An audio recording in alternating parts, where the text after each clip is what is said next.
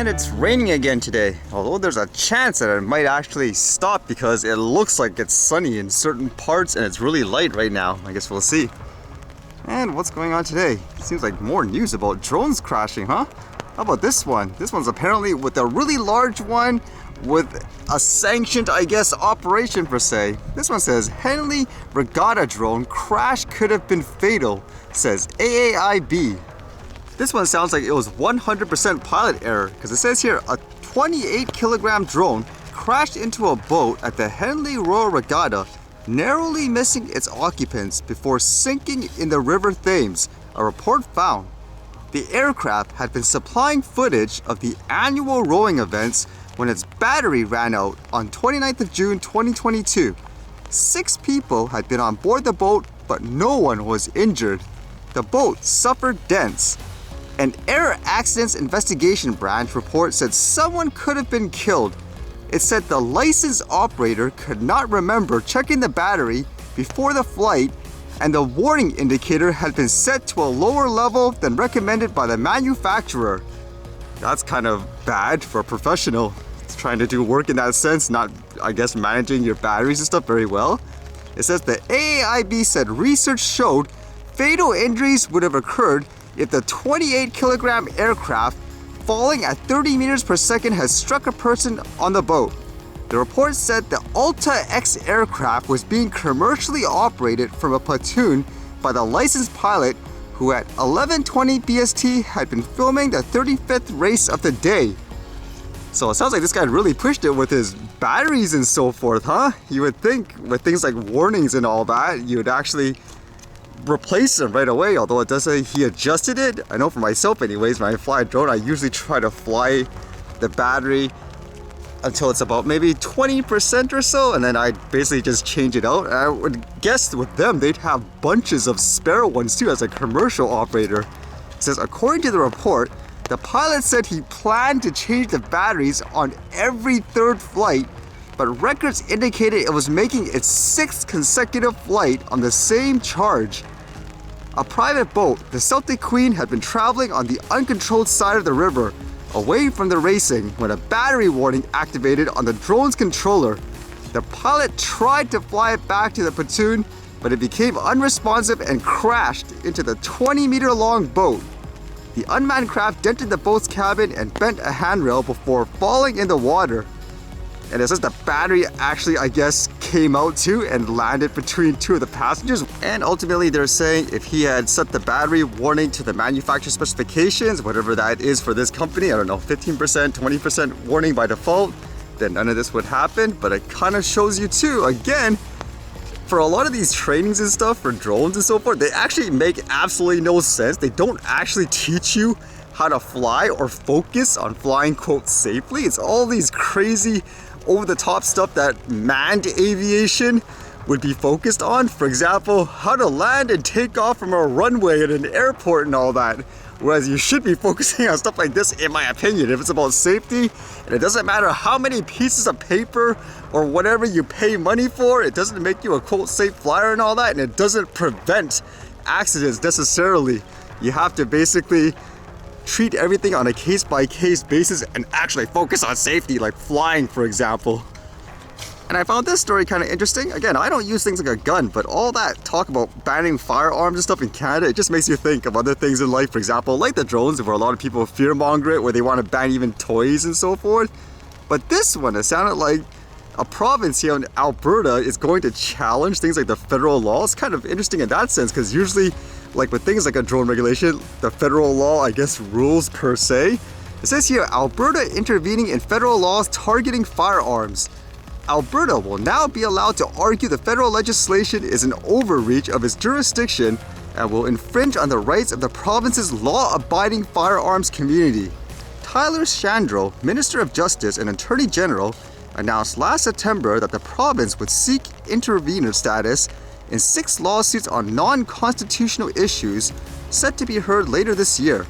On Wednesday, the federal court granted that ability, saying here, quote, the federal firearms ban criminalizes hundreds of thousands of law-abiding Canadians who are in possession of firearms that the federal government has arbitrarily banned, said Chandro in a news release Thursday.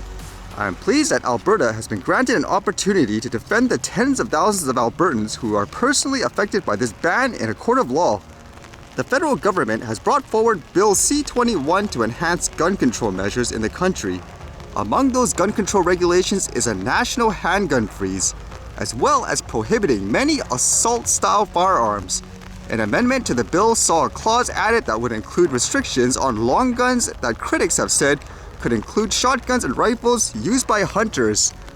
So it'll be interesting to see how this turns out, because it doesn't affect me per se, but if all the experts, for example, people who use firearms and stuff like that, say it's over the top, it doesn't make sense, it could relate to a person like myself too, because afterwards they could be going after people like them, law-abiding citizens, and afterwards they could go after, let's just say, a person like myself who's flying like a drone for fun, capturing footage. They could use the same argument, oh, it's dangerous and all that.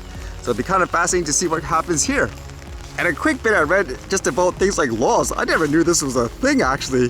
Apparently here it says Swedish government moves to get rid of permits needed for dancing. I never knew that was a thing, like in a place. Would you actually get like charged, for example, if you start dancing at a club or something like that?